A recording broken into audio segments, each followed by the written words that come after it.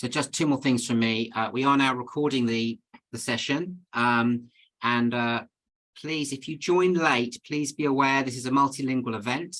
If you wish to listen to all of the presentations that follow in English, you need to go down to the translate button at the bottom of your screen and select English. And if you wish to listen in French, you can also do that by selecting the translation channel for French.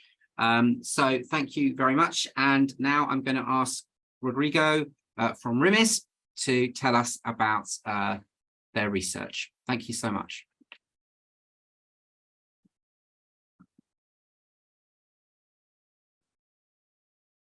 Merci. Donc, je vais parler en français. Je dis bonjour à tout le monde et je vais partager mon écran pour montrer la présentation. Vous me dites si vous voyez bien tout l'écran. We can, yes. OK, parfait. Bon, et justement, hier, nous, en Amérique latine, on a fait un webinaire très proche à celle qu'on attend aujourd'hui. Et on a partagé les premiers résultats des... Bon, non, pas le premier résultat, les derniers résultats de la recherche.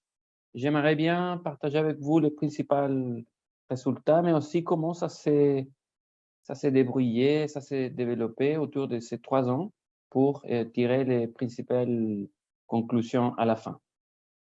Donc, pour commencer, j'aimerais bien vous montrer les endroits où on a travaillé pour comprendre les répercussions, les conséquences des chocs qui sont plus qu'un choc, plus que la COVID en Amérique latine. On a fait une recherche sur 2 territoires de Chili, la Colombie, l'Équateur, le Guatemala et le Mexique.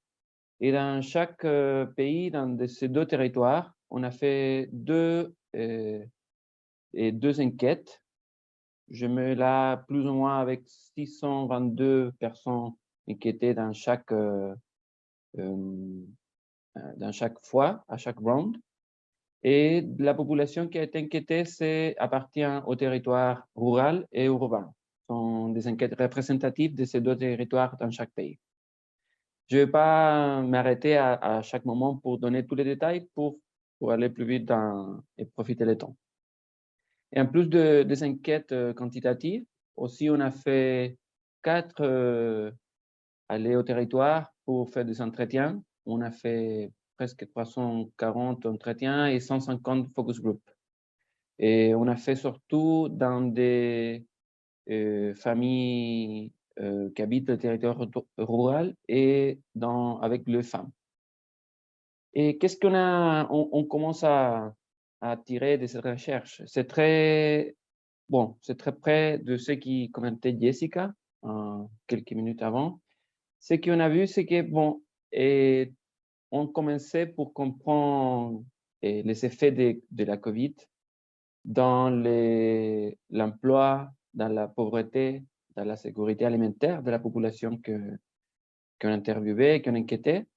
Mais en même temps, on a vu que c'était plus que ça, ce qui affectait la vie de ces gens. En fait, comme on a dit hier dans le webinaire qu'on a organisé, les résultats montrent que c'est une séquence de crises qu'on regarde dans l'articulation. Et parmi ces crises, il y a aussi les crises climatiques qui, par exemple, affectaient très fortement au Guatemala avec les ouragans de Eta et Iota.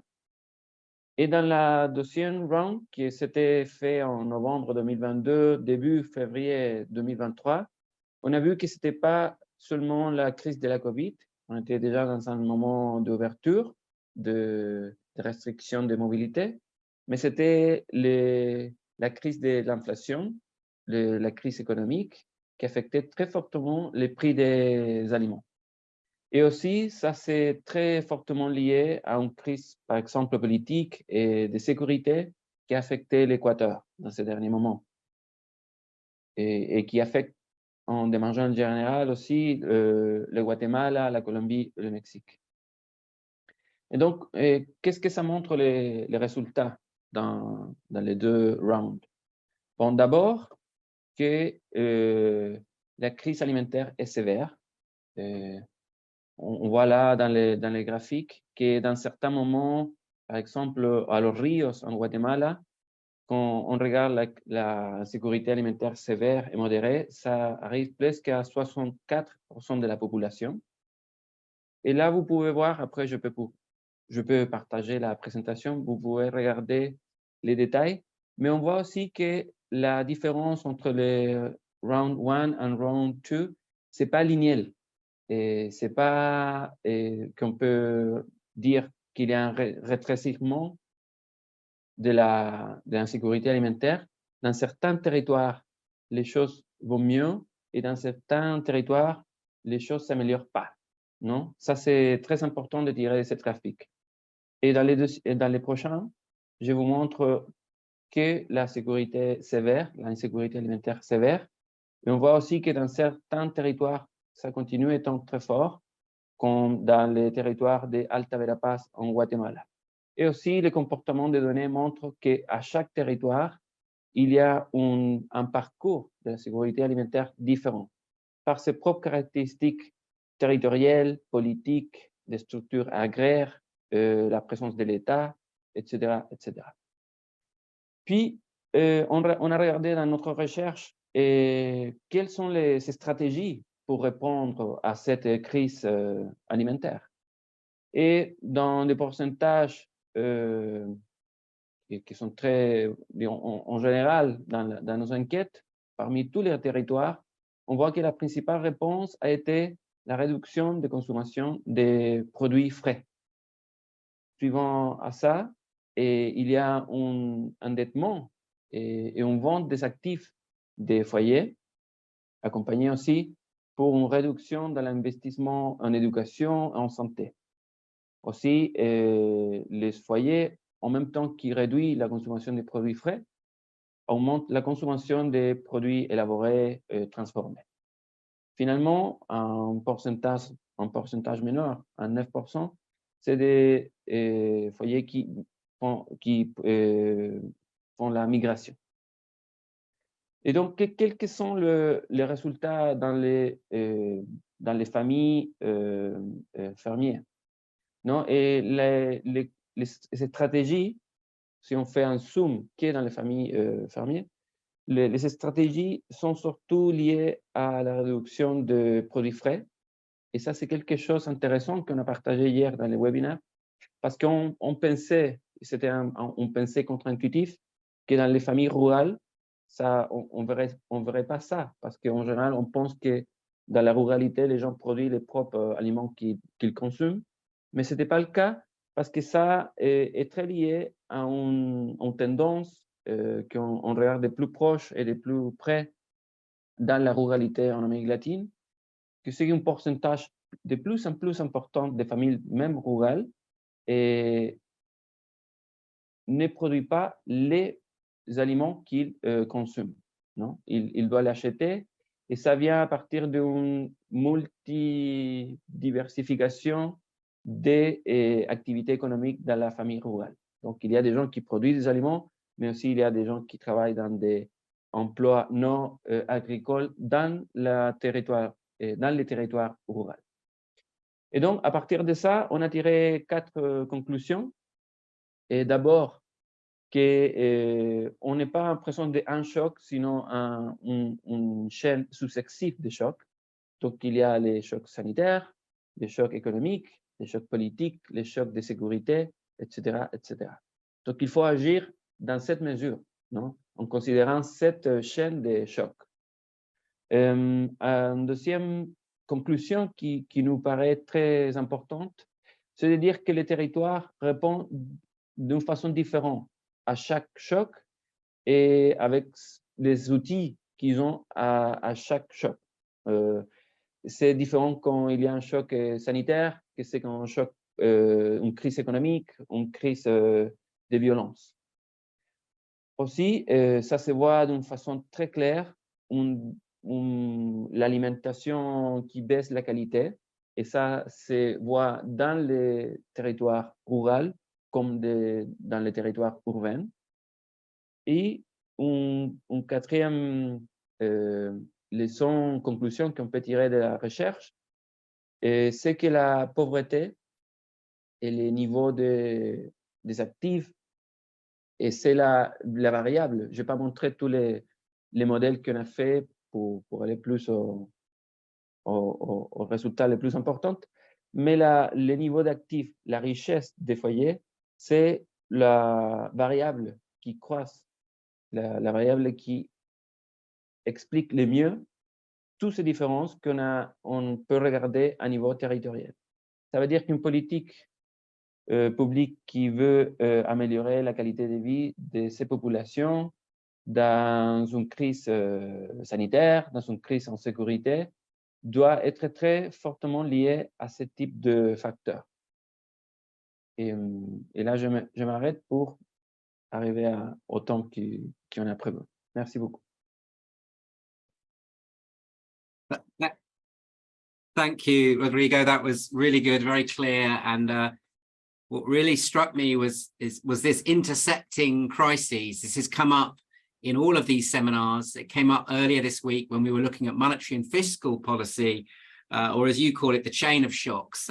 This is a very common theme, and it's very interesting with your project to look at how food insecurity manifests itself in such different ways across different territories and therefore requires different responses.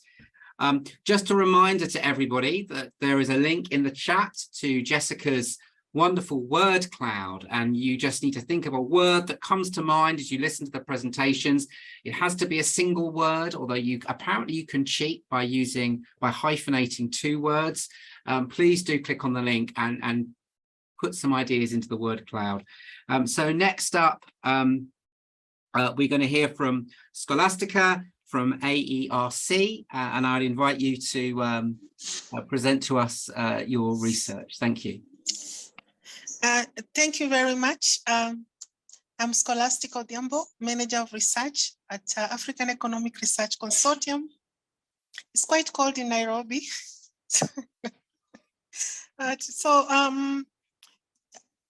In the COVID-19 and livelihoods project, we had 2 papers, which I'm going to summarize the findings on regard to the topical issues today.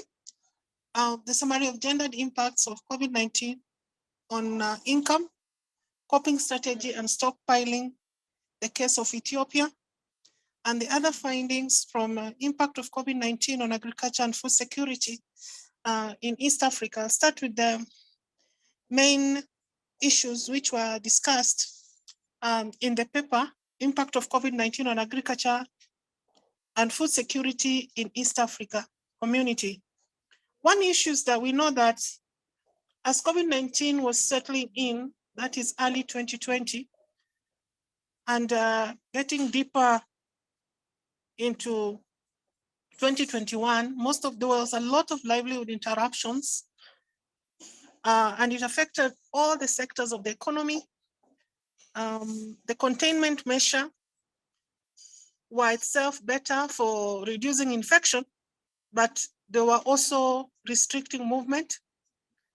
And a number of households which were providing food or farming, especially perishable goods, were affected. The adverse effects of this performance of the agricultural sector, Rwanda and Uganda had a negative growth, sectoral growth of -2% and 4.7% respectively. Though Tanzania and Kenya had a positive growth, maybe because of the previous seasons, and given that most of the agricultural areas are in the rural area. There was a lot of disruptions on food supply chain across all the countries in East Africa. And the estimated, the 2020 estimate of food insecurity for this region were between 2 to 5% higher than the pre-COVID-19 period. This led to a lot of food gap, and it led to most people to be food insecure in terms of cost of food, And when we look at food security, we look at it in terms of affordability, we look at it in terms of accessibility, and we also look at it in terms of availability. So in the case where the food availability is problem, then we know that the accessibility and the prices would also go up, meaning that most households within the region were having a lot of food. This drove most households to maybe have 1 meal per day. And so this caused a lot of issues of malnutrition to some population, and to some extent, even stunted growth. Addition to this, we know that there was a lot of economic shock also across the nations at that time. And this affected issues of, if you look at in terms of the resulting caloric intake. So the food gap in the region came to about 13.5 higher.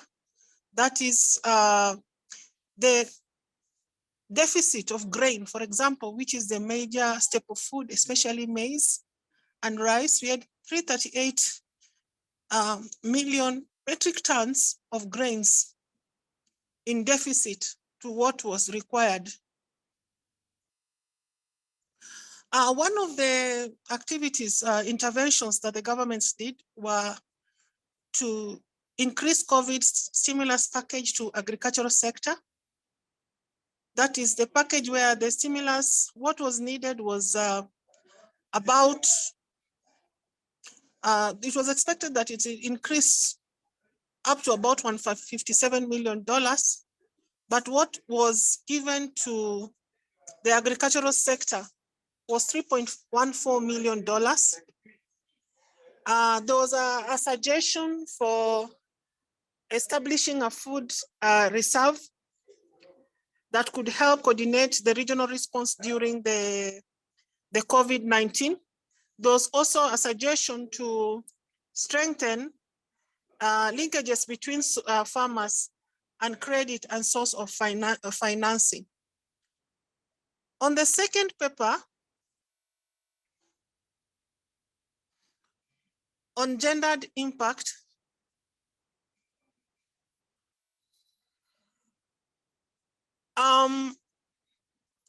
responded that both male and female responded that one of the way to adapt during the COVID-19 was through savings and food savings, that is, and about 25% of male-headed and female-headed households respectively were affected. And they were reporting that one way was for them to make sure that food shortage is addressed. I'm sorry, I'm somewhere that is quite noisy. They needed to save this food, and this resulted in food stockpiling. For respondents who reported income reduction due to the COVID-19, they responded that the saving was mostly common use coping strategy, meaning that they had to be, household consumption use had to be lower than what was a normal consumption in order to safeguard the shocks in terms of the households. One thing was the suggestions were issues of empowering of women and also issues of giving subsidies to agricultural farmers. Thank you very much. Thank you so much, Scholastica. That was fascinating, and I know that well, if I happened by chance to be in the breakout group you're in, I'd love to hear a bit more about what you think the impact of some of those agricultural subsidies were on communities. But thank you very much. So our final speaker is Nadim Houry from ARI, and I'd like to invite Nadim to provide us with his presentation. Thank you. Great. Thank you, James, and hi, everyone. So the project we looked at was about building inclusive and effective social protection and safety nets in the MENA region, with a particular focus on 4 countries, Lebanon, Tunisia, Egypt, and Jordan. And this was done with a number of partners. And the countries were chosen on purpose because they represented different, one could argue maybe all dysfunctional forms of governance, but in different ways. And many of them were shifting. Now, you know, we've heard a lot about polycrisis today. Maybe just to add, or successive shocks, I will actually talk about crisis as the new normal for some of these countries. And I think this is one of the key challenges as well, which is we started the project thinking of, you know, perhaps COVID-19 as this external shock, but you actually realize, and as we were doing the work, is so entangled with existing political crisis, with existing economic crisis. And this was just further confirmed by the fact of the impact of Russia's war in Ukraine on some of these countries, particularly on things like food security. I mean, there were a lot of different findings that are very important. Some of them have now been overtaken by events. Some are still very relevant, but I really want to focus on lessons on 3 areas. One around methodology and how can we do this work to better understand who was being impacted and who wasn't. 2, about how what we learned from the project on policy spaces. I mean, these 4 countries, but the region in general, have either completely closed policy spaces or very highly dysfunctional policy spaces. So how can we bring into this space vulnerable or historically marginalized communities, which actually many times do not want to engage with the authorities, because for them engaging with the authorities usually means coming under more trouble than anything else. And finally, reflect a bit on a future research agenda and how that has evolved. So maybe if I just start with the methodology and some of the key findings. One is, I mean, I agree with a lot of what has been said. Clearly, you know, informal workers were by and large more worse off. There was a clear gender aspect to it. But I almost, you know, if I'm being honest, I need to add a qualifier to each of these statements, because what was very clear from the research, not just across the different countries, but also within each countries, was that vulnerability is a very fluid term, and that there were many different forms of vulnerability that would arise, and often, sometimes with contrarian results. So let me be a bit clearer. So in general, informal workers were worse off than formal workers, but not always. It really depended on the sector and often on the area they were living. So for example, in some areas where the state, for instance, was not as present, and where informality continued to thrive despite COVID-19, some of these workers were actually better off than other areas where, you know, the state was very omnipresent, had a lot of curfews, restrictions on movement. So it really varied sometimes within countries, sometimes based on the distance from the capital, sometimes based on how sensitive that area was in the imagination of state authorities. Another point was, yes, and this was very clear, and I think cuts across a lot of the findings from other parts of the world, paid care workers, you know, obviously migrant domestic workers, which tended to be the most vulnerable, but including things like nurses, where really the gender aspect was very present, were often the ones that were most affected and became really worse off.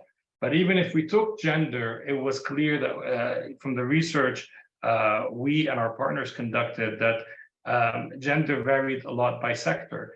So for example, in Egypt, there were some key decisions to support women through the pandemic, particularly those in the public sector. But these measures excluded the private sector. So even though generally women in the private sector were usually perceived and were actually tended to have higher salaries than those in the public sector and were seen as better off, they were more impacted by COVID-19 than women in the public sector. Now, whether this pushed them into particular vulnerabilities then depended on other variables related to, household wealth and other variables. All this to say that, and I maybe want to add as well another element which really, this was not generalized across all 4 countries, but this was in places, for instance, like Tunisia, but also to a certain extent in Lebanon, this notion that the impact, depending as well on the ecosystem and the type of area you were living, had a differential impact. And I think here really our colleagues at FTDOS in Tunisia did some interesting work, for instance, about not just the dynamic between rural versus urban, but also within rural areas, how coastal marine areas were affected versus, let's say, inland farming areas. And really there was, I would say, the beginning of some interesting findings and trends. Some could be related to, for instance, whether the state was present or absent in an area. Maybe they didn't really regulate the fishing attempts, including by the informal sector. So there were really some interesting areas that showed that vulnerability is quite fluid, changes a lot, and even within certain countries. Now, this has direct implications, I think, about then what methodologies should we be using to capture these experiences, to capture who is being left on the side.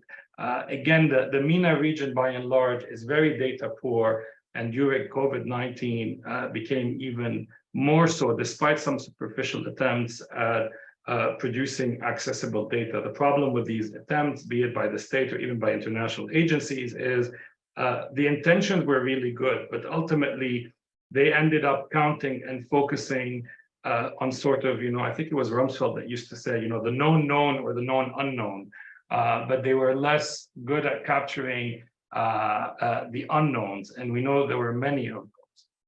In our consortium, there were different attempts to try to capture some of these unknowns by looking at, attempting to do different methodologies. And those generated some really interesting outputs, but they tended to be, I would say, constrained in terms of their how much we can generalize. So for instance, looking at the impact on informal workers, instead of just looking at it from a national perspective, actually looking at small ecosystems, a gathering of, an informal market in a city, and doing these sorts of research actually ended up generating some of the most interesting insights about the social protection mechanisms, formal, informal, how, the sort of solidarity things, and this captured some of the dynamics I was talking about, that there was really a difference depending on how present or absent the security forces were, and so forth.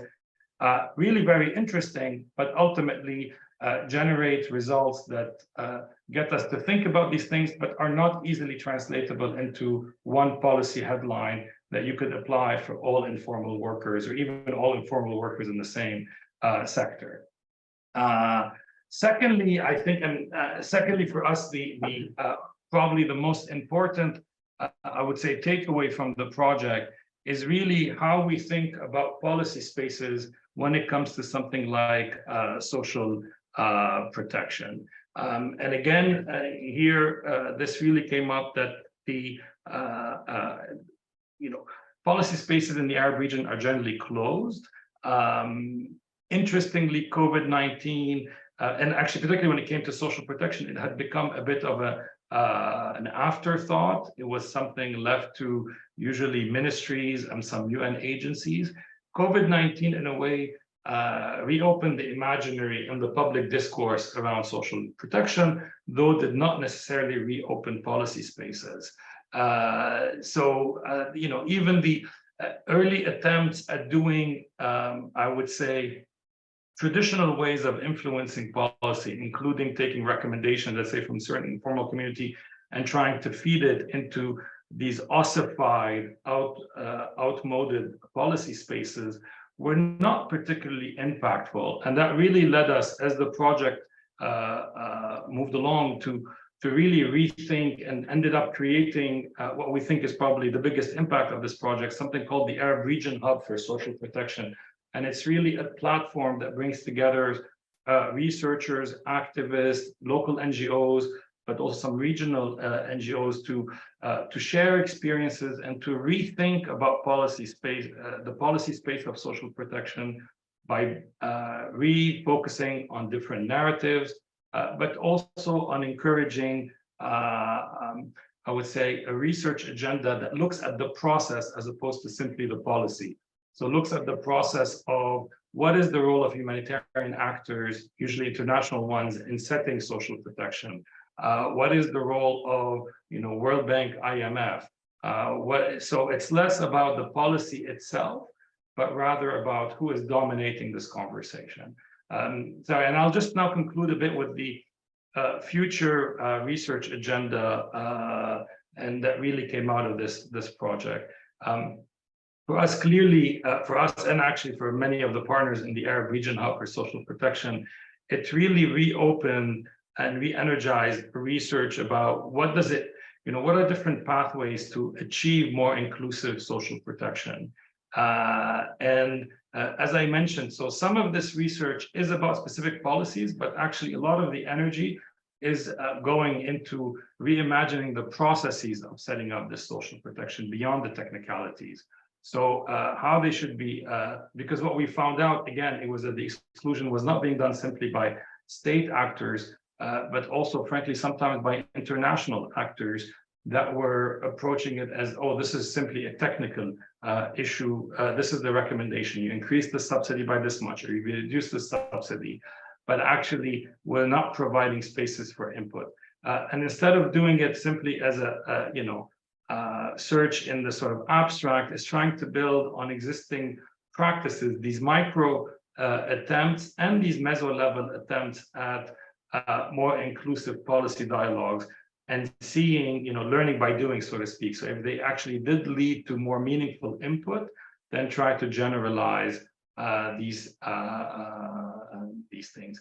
I also think there's a real, on the research agenda, in addition to policy spaces, I really think there's an interesting space to be explored, which we're trying to do, which is the methodology and bridging between what I would say are these very interesting, but ultimately insights limited in numbers to people affected of some of the sort of micro approaches, and bridging the gap with the more macro level analysis of things like social protection, which tend to ignore entire communities.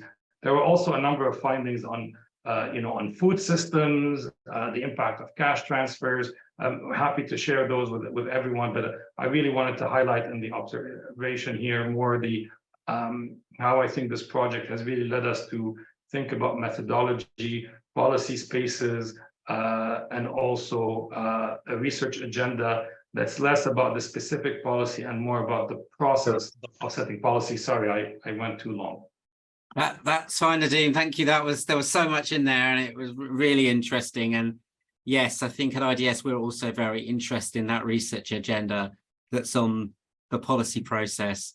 And I think that your point is very well made around this fluidity of vulnerability. There's always a danger as we seek to try and draw sort of generalizable lessons from things that we overlook these really big variations and nuances between different sort of small ecosystems. So thank you for drawing that to our attention. So in the interest of time, we're going to move on. Just a reminder about Jess's word cloud. The link is there in the chat. Please do add your words. Now, it's very exciting. You get to choose what group you join. So we have 3 discussion groups. And in those discussion groups, which we have about 25, 30 minutes for, we want you to, well, one of our speakers will be in each group. So it gives you a chance to ask them some follow-up questions, which I'm sure you'll have. But then we'd really like the groups to allow enough time to discuss which areas of this learning seem most relevant to them, and most importantly, identify as Nadim's already started to do for us, some future research agendas. As Colleen said, this is very much a forward-looking event. And we have a note taker and a facilitator for each group. So you will see the groups button appear on your bar in a moment. And in group 1, we will have Rodrigo from RIMISP. In group 2, we'll have Scholastica from AERC. And in group 3, we will have Nadim from ARI. So I think it will let you choose your group. So please do go ahead, and I'll see you back in plenary in about 30 minutes. Thank you so much.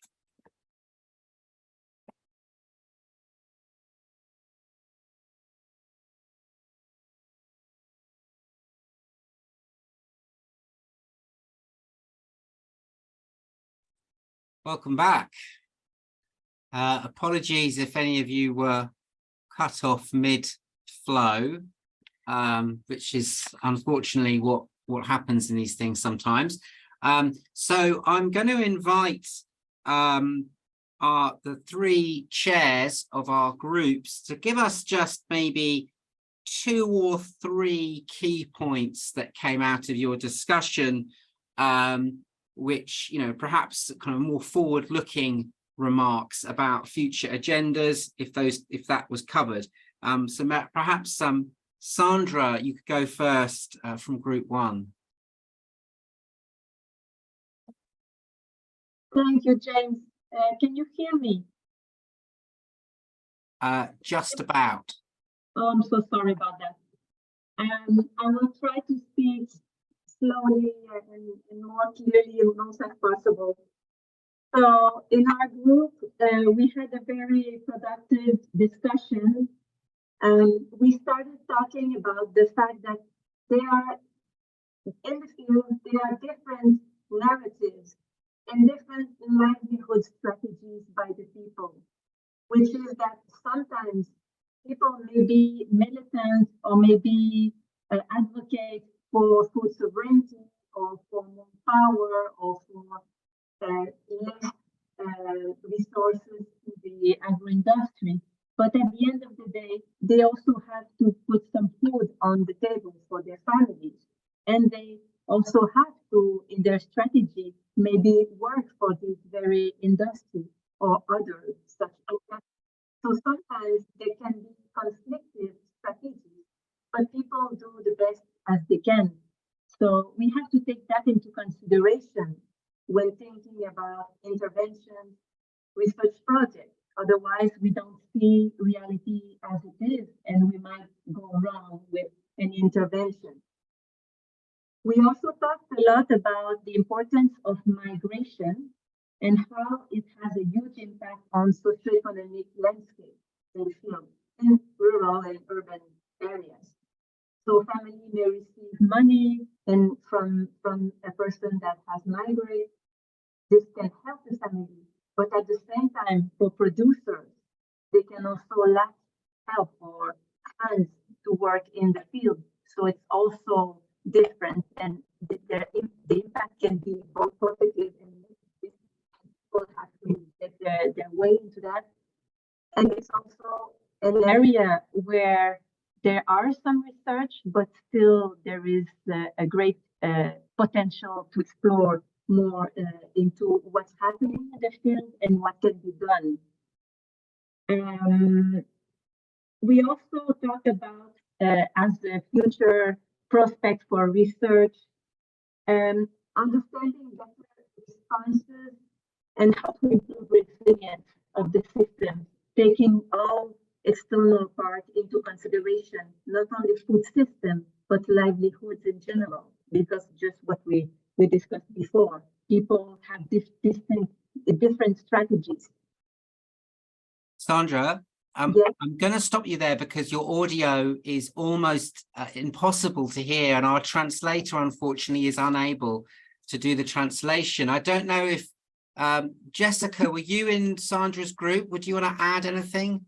Sorry about that, Sandra. James, it was me. Oh, Louise, go ahead. Yeah, sorry. So just to very, very quick recap for those that couldn't hear, and hopefully for the translator to pick up. I think just a reflection on the diversity of rural realities, different sort of approaches that we need to move beyond these sort of dogmas and schools of thought, and think about the balances between different household strategies to put food on the table, which will include both production as well as in many cases migration. These are not sort of either or strategies for rural households. So stronger understanding of the sort of the composition of the rural household and the livelihood decisions that they're making. As Sandra mentioned, we talked, that linked us a lot to thinking about migration, the role of migration in sort of food systems in terms of sending back money to put food on the table, also potential future investments in agriculture, but we had the perspective of Bora from Cambodia of how actually that investment can also drive migration through the need to repay debt and loans that have been invested in the family farm. So the sort of multiple causal pathways there. And then just briefly on the future research agenda, sort of thinking around again this diversity, but this real issue around food choices, that actually it's got to go beyond the production, the access to seeds, the access to markets, the access to transport, and think about the decision, the criteria, and how people are deciding what food to put on the table. Discussed a lot about people who have access to food, but are then not using that to feed their families, the shift towards processed foods, and that there's a real sort of cultural behavior change dimension to that sort of the decision-making structures. So I think that's that's sort of the multiple perspectives and the need to really take a systemic approach to the different dimensions of sort of livelihoods and sustainability. Thank you, Louise. That was most helpful. So let's move on to our second group, group 2, Jessica. Thanks, James. We echoed some of what was covered in group 1, obviously, thinking about changing consumption patterns and reliance on processed foods and starchy staples. And a lot of our chat kind of circled around trade policies and border restrictions and the impacts that those had on the food that was available and affordable. So there was a bit of chat about countries that were net producers and had their exports cut off, and so were unable to have the income from those exports. But at the same time, often if you're a net producer in something like maize, for example, you end up with a whole load of maize, but you might be a net importer of some other fresh produce, and so it really restricted the diversity of foods that was available, which ultimately has an impact on nutrition security. So we talked a bit about thinking about looking forward how you can build resilience in this sort of new normal that we've been hearing about, and ensuring access to food security and nutrition security, because they're not the same thing. There was some talk around, keeping borders open, ensuring markets are functioning so people can access food, and ultimately, like Louise was just saying, how do you keep putting food on the table? Countries having reserves of food. So we heard from Scholastica that actually in the countries that they were looking at, there was no strategic reserves, and maybe thinking about things like public-private partnerships for the future of food security. And then we talked a little about migration also, and we heard about the experience from Cambodia and how there was a huge amount of reverse migration back to Thailand, and the impact that had not only on food security and livelihoods, but also an increase in child labor as a kind of secondary consequence.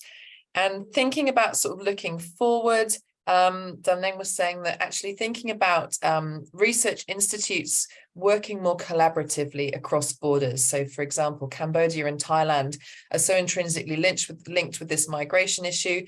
Research institutes should be working together to look at both sides of the migration pattern, and then providing joined up recommendations to governments together. So not just looking at it in a sort of siloed way. I think the other thing that we talked about was really thinking about, okay, we're talking so much now about what's happened and this kind of looking at it in a deficit perspective, but actually really focusing on things that did go well. What are the success stories? What's worked and why did it work? And what can we learn from that? And how can we think about making sure that we do more of that going forward? But if I've missed anything, then feel free, anyone in my group, to pop a hand up. I think that was mostly what we covered. Any hands? Okay. Okay, so Sorry about that. There were also issues of taking into interest the gendered perspective on gender intervention on food security, that the future intervention should take care of the gender disparities, especially when we are addressing food security issues in the countries. Thank you. thank you so much. So we're going to move on to the final group, group 3, and we're going to hear back from Rula. Okay, thanks, James. Impossible to do justice to what was a really rich discussion that focused mostly, I think, on, we talked a lot about the role of the state, and I will summarize in about 3 main points. And again, I'm sure it was richer than what I'm going to say. But there was a discussion around that this is a moment for the state to step up, to provide better social safety net, to provide inclusive social safety nets and social security, and faced with the issue, with the kind of the process of NGOization of providing some of these services, as well as the stepping in by the international communities and international finance institutions and the World Bank, etc., to fill in some of those gaps. The kind of the dilemma and the discussion in our group is what of the role of the state in these processes, when states, especially in the MENA region, are already dysfunctional, are already weak,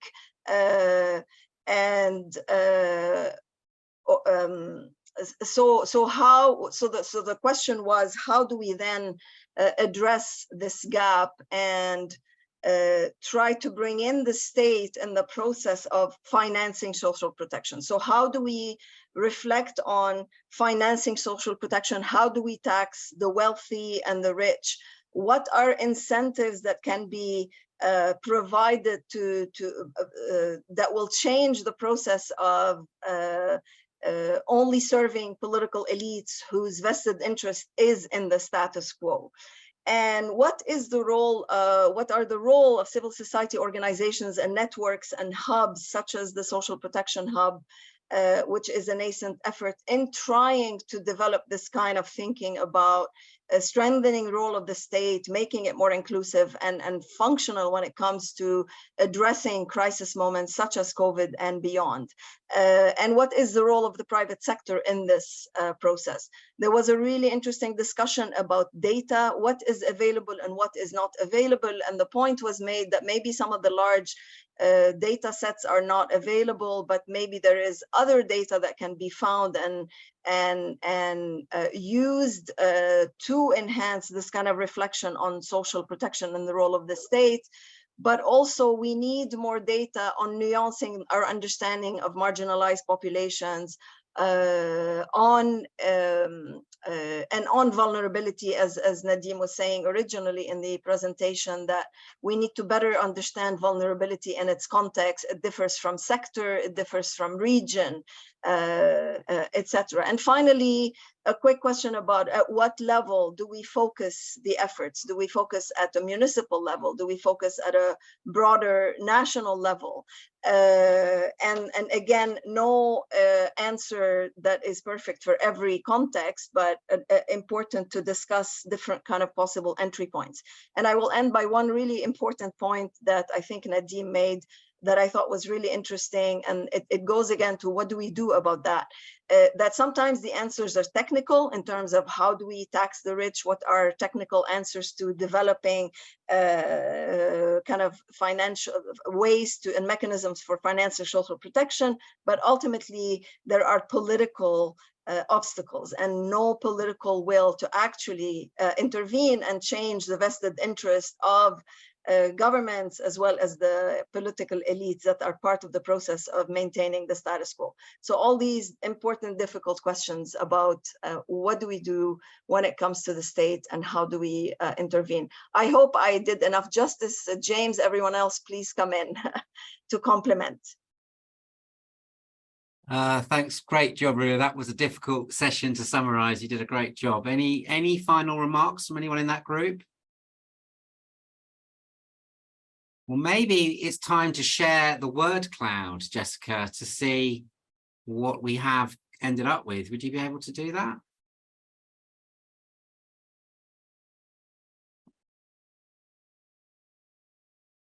All right. Great. So, yeah, I'm not going to attempt to provide a summary of the summaries, but we can see here a lot of different terms that people have been prompted to provide relating to livelihoods and food. And yeah, very interesting to see shocks there as the largest and most popular word at the center of it. And we have heard, you know, an awful lot about the fact that while COVID itself perhaps is abated, we are experiencing in regions multiple shocks or chains of crises, and the learning from CORE is clearly remains very relevant. And I think that, you know, if we want to learn from CORE, it means probably another research that was conducted during the COVID period. There's a lot of resources available. Everything has been carefully documented and written up.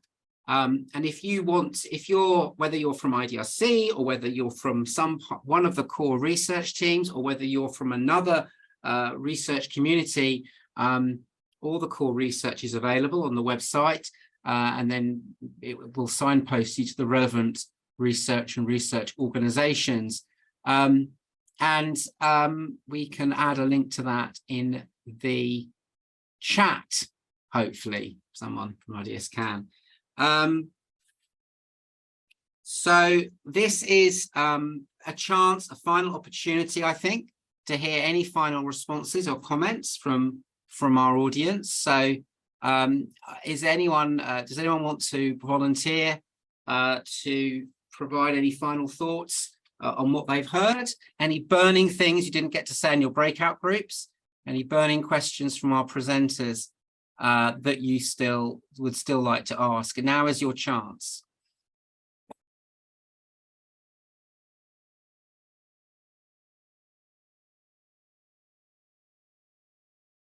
Farah, is your hand up? Yes. Yeah, I mean, because I was obviously cut off, but how much time do I have, James? So I paced myself. Well, you know, we have some time left, so just maybe you might need to explain what the question was for the rest of the group, and then do share your view. Thank you. So basically, it was what Rula has currently ended with. It is what we're trying to do to basically overcome this difficulty in bridging the gap between policy and politics in the Arab region. We are trying indeed to, when possible, do one policy at a time, one step at a time. So, and because amid the lack of political will to do this very structural change, sometimes such change requires a revolution for it to become, to have a prospect or to see the light. So what we're doing is that we're looking at a policy, a decree, some specific, say, policy that is trying to be passed. And here I give an example about, for example, the Lebanese National Health Strategy, the Vision 2030. So it was just up, we're reacting to it. We're trying to influence policy one by one. So this is what I was just trying to say. And when it comes to the role of non-state actors and trans-state actors, basically, this is a dilemma here, because we do need the trans-state actors and the non-state actors, because people's welfare and people's well-being cannot wait. And amid the absence of the state and how the state is evading its responsibilities, we do need the help that they're trying to do, but at the same time, they are making the states look well, and they are stabilizing very ineffective systems. They are slowing down social movements because they're providing band-aid to the people. So by providing surgical reactive assistance, they are slowing down social upheavals and therefore making the state look better. So there is indeed this dilemma.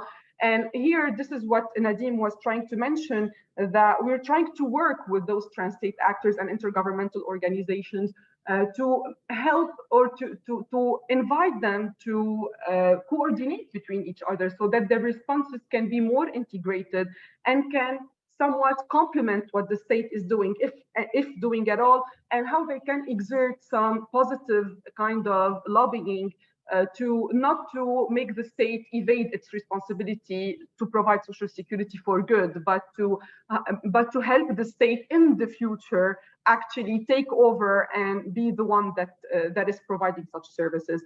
Two things that I want to add here regarding Nadim's point on data and methodology. To begin with, because his point is especially valid in the Arab region when it comes to social policy, given the lack of data, the lack of disaggregated data, that methodologies are indeed not capturing the reality of the poorest and of those that are excluding themselves. So to begin with, maybe we can, James, tell the audience about our upcoming paper in the special bulletin. This gives it's a first stepping stone towards an examination that delves deeper into that.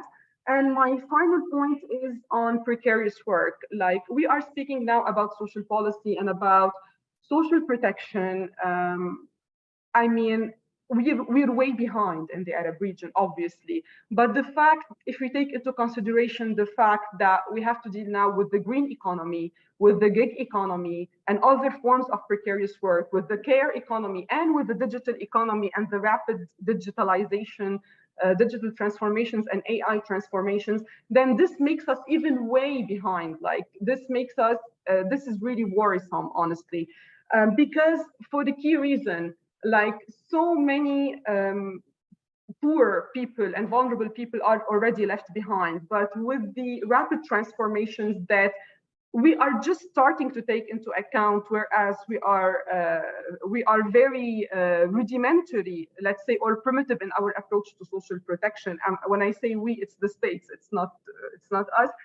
Basically, we are forgetting the missing middle class, the informal middle class, and the middle class that is in the gig economy, and that is not targeted, I mean, by the targeted social safety nets and social assistance that do not provide social security. So usually the targeting is leaving behind or is excluding the poorest that we cannot reach due to lack of digital literacy, financial literacy, and access to finance and to telecom and electricity even. So we cannot reach them, and it excludes those poorest, some of whom exclude themselves because they're afraid of the system, as Nadim had mentioned. But at the same time, we forget that there is the poor middle class, that is the middle class that is either informal or that is key victim of these new transformations and shifts.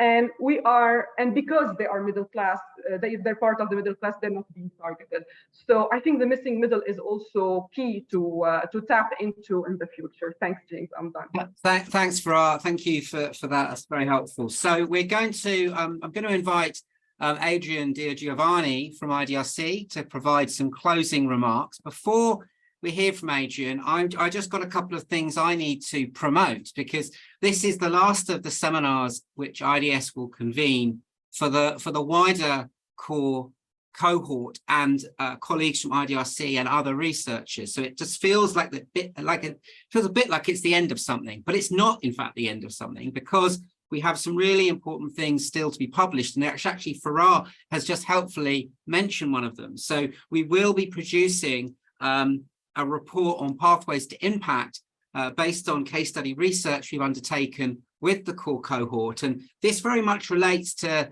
these ideas that have been discussed this afternoon around the sort of the politics of engaging research evidence with policy and practice during a crisis.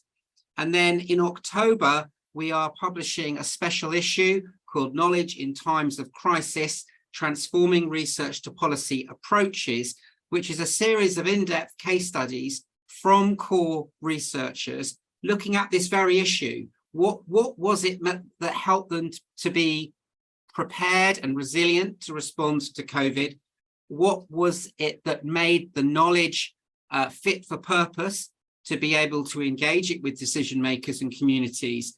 And what are the lessons for the future in relation to how particularly national research organizations can be supported by funders, particularly, and the international community to, as they must, play the leading role in responding to crisis. So that is being published in October, and there's a link in the chat to the core website. And if you go to that, and you can actually register to be kept up to date with any further outputs from the core program. So you will get a notification when that special issue, which is open access, will be published. And I'm also going to very quickly say a huge thank you to everybody IDS has worked with from the core program. It's been an absolute privilege to work with such a talented and inspiring group of researchers from around the world. And now I'll ask Adrian to say a few words to close the event. Thanks.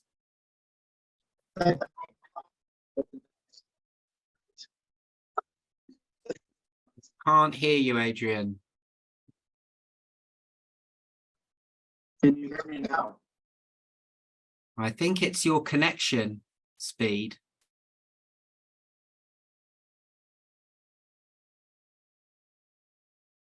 Can you hear me now? Yes.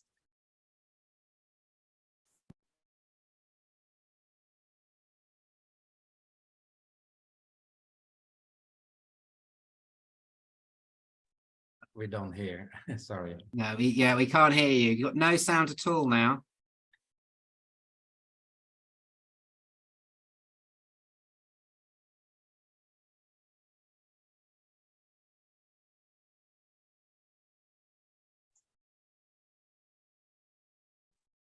I think Adrian's heading for the roof to try and get some signal. Can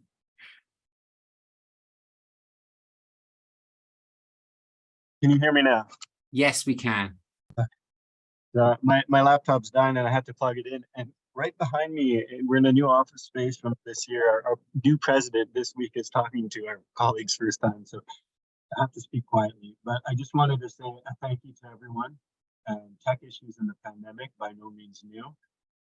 And really just one reflection that I will leave everyone with. And this is something that comes up in a lot in our work on governance and justice issues that I work on, which is this idea of healthy boredom and the power of boredom. And when things are boring, usually means things are going well in our work. And when things that are normally boring all of a sudden become a moment of intrigue or important that you didn't think, then that maybe means something going wrong.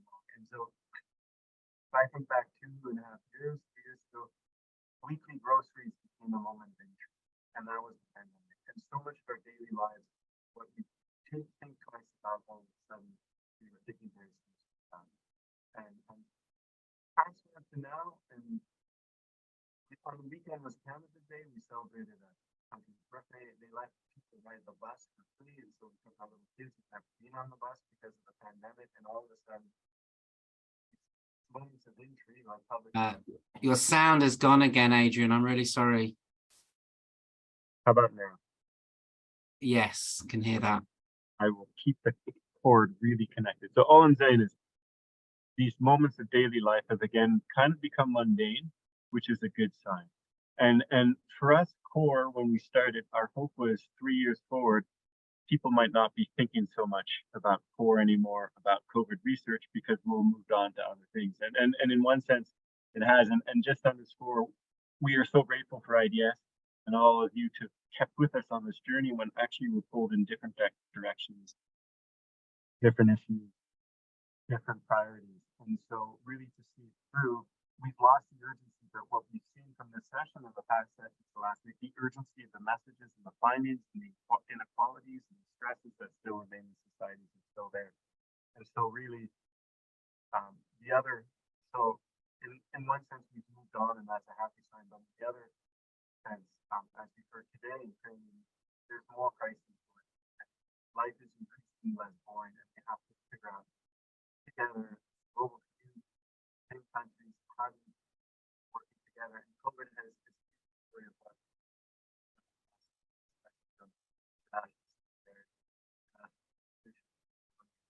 that's something to think about.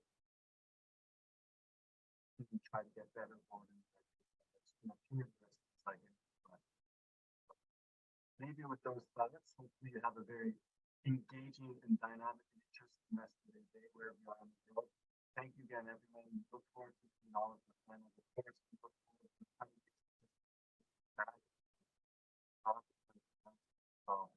and I hear Steve, we're 53 years old now. We're still deep with you.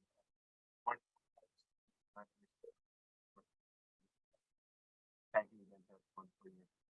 Okay, I think we're going to have to stop there because we've lost you again, and I think we've learned also that Canada has worse internet connection than the global south now, which seems to be something that's happened since COVID-19. So, but thank you. I know you were saying lovely things about us all and the researchers of CORE, Adrian, and the IDS team. So thank you everyone for joining this event. Do keep an eye out for the publications that I've said are coming up. Keep in touch. I know a lot of us will continue to work together in the future, and we will be producing a short note summarizing these discussions for IDRC. But thank you so much, and please take care. Bye. Thank you, everyone. Thank you so much, Jim. Bye-bye. Thanks so much. Bye. Yeah. Bye.